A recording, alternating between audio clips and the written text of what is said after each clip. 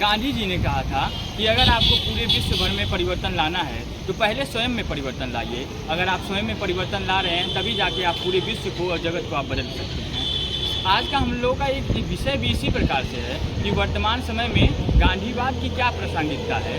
आज हम लोग गांधीवादी विचारधाराओं को किस प्रकार से समझते हैं, तो सबसे पहले हम लोगों को इनकी प्रासंगिकताओं को समझना है। तो सबसे पहले उन पर हम लोगों को समझना पड़ेगा कि आखिर गांधी जी क्या थे, एक उनको तो कैसे वो राष्ट्रपिता बन गए। साथियों, मैं आपको बता देना चाहता हूँ साउथ अफ्रीका की घटना, जब गांधी जी एक बहुत बड़े बैरिस्टर थे और वहाँ पर गए हुए रहते हैं और वहाँ पे जो भारतीय मजदूर रहते हैं उनके काम करने के स्तर को देखते हैं, उनके रहन सहन के तरीक़ों को देखते हैं, वह देखते हैं कि किस प्रकार से हमारे भारत के आए हुए मजदूरों को सताया जाता है, पीड़ित किया जाता है।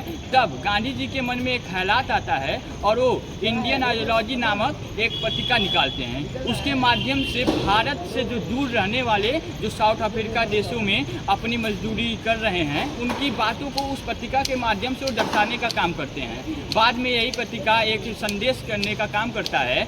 ऐसे बहुत से क्रांति एवं ऐसे बहुत से आंदोलन हमारे गांधी जी ने किया। उनके हम विचारों को जब पढ़ते हैं तो हम लोग देख पाते हैं, चाहे वो संविधान अयोग्या आंदोलन हो, चाहे नमक आंदोलन हो, चाहे वो असहयोग आंदोलन हो, जिसमें उन्होंने बढ़ चढ़ के हिस्सा लिया एवं संपूर्ण राष्ट्र के चिंतन हेतु उन्होंने कार्य करने का कार्य किया। बाद में चल के चाहे वो राष्ट्र के लिए कोई कार्य हो, उन्होंने बहुत से परिवर्तन हमारे देश भर में किया। सत्य और अहिंसा परमो धर्म की धारा को लेकर सत्य के साथ चल के अहिंसा के वाहक बन के उन्होंने हमारे देश के सोचने विचार करने के तरीक़ाओं को बदल दिया।